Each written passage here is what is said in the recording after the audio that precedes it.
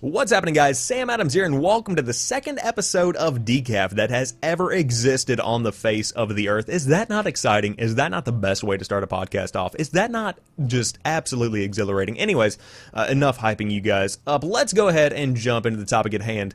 We're going to be talking about Twitch.tv today, and for those that have never heard of Twitch, it's essentially a live streaming platform online. It has apps on the iOS and Android stores, but essentially, people share their mainly video gameplay with their personalities combined, sometimes just gameplay depending on how good they are, but essentially it is a wide open field of live content creation and potential that you can take advantage of if you do so choose. Now there are competing platforms out there like Mixer, Facebook, YouTube that we talked about in Decaf episode 1. But today I want to talk about the changes that are coming to Twitch that I do see that have really started to shift how the company is looking in the grand scheme of things.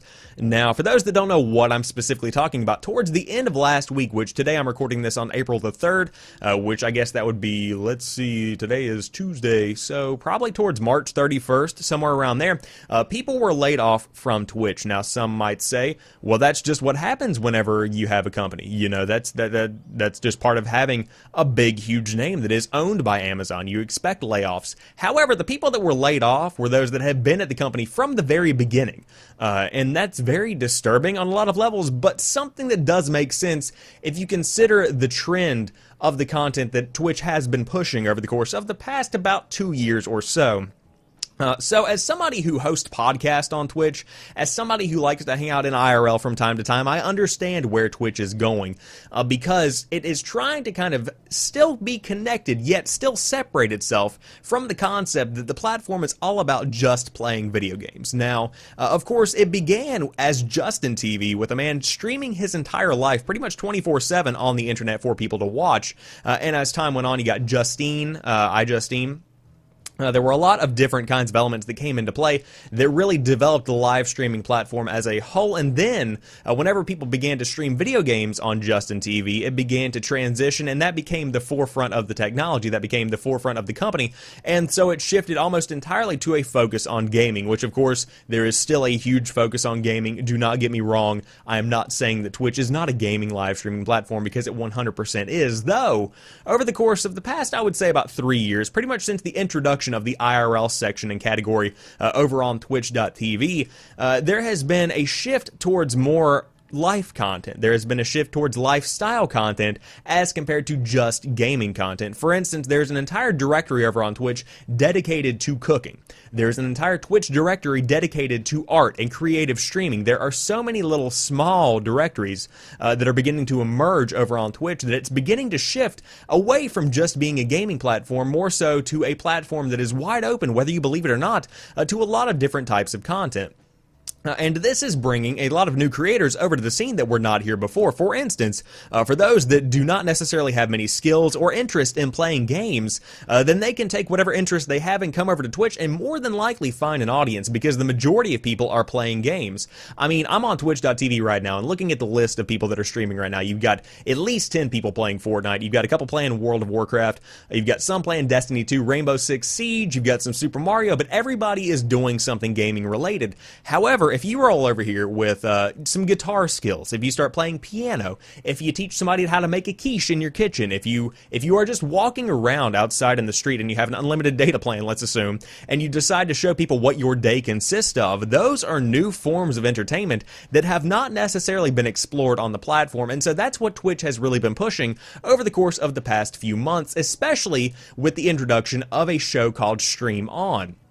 For those that have never heard of Stream On, it's essentially a reality show, kind of like American Idol, but for streaming, where you have some pre-selected streamers that have been chosen as the best of the best, or so they say, to compete and become eligible to win pretty much a year's worth of money to go ahead and try live streaming full time. You pretty much win a 1 year's salary to do what you will.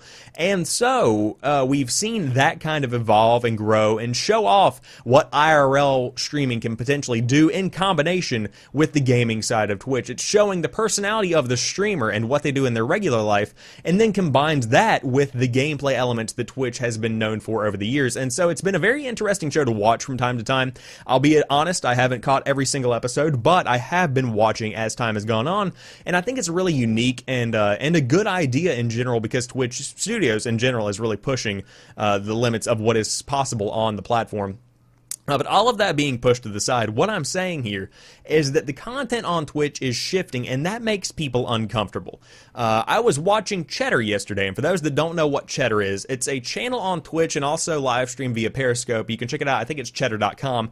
But it's essentially a standard kind of morning show like you would find on your Good Morning America, your MSNBC, where they are live from the floor of the New York Stock Exchange, discussing what's going on with the financial side of tech, discussing news that may be impactful on the stock market, things along those lines. It's very mature content whenever you're being realistic about the entire thing.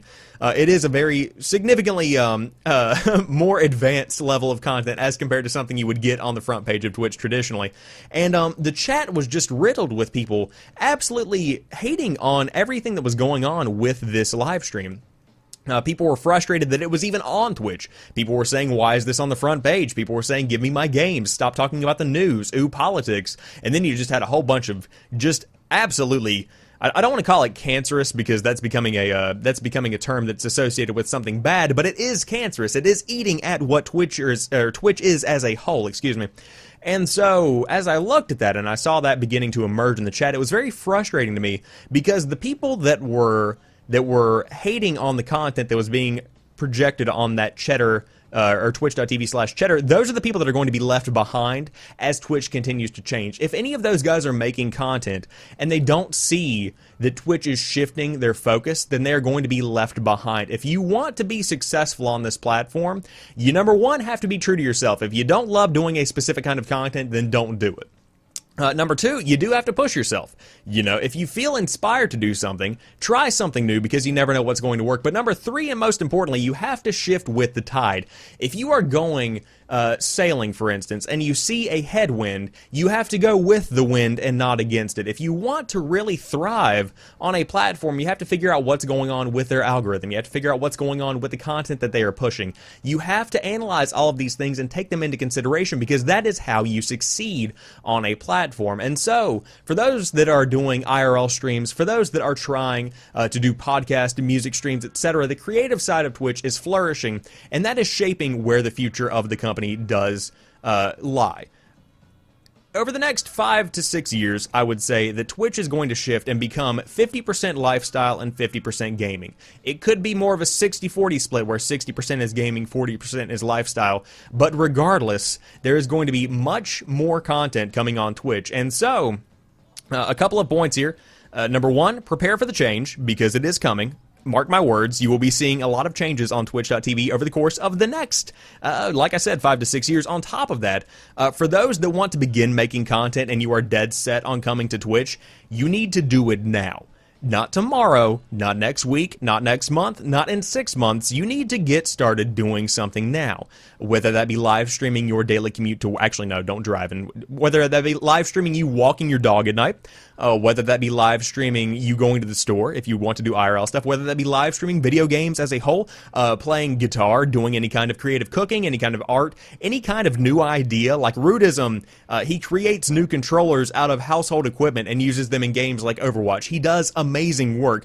Use your imagination and come up with a new concept that will really get you noticed on the platform if you do want to grow on it, but do it now, because you are quickly falling behind, because the platform is growing and changing so much so quickly.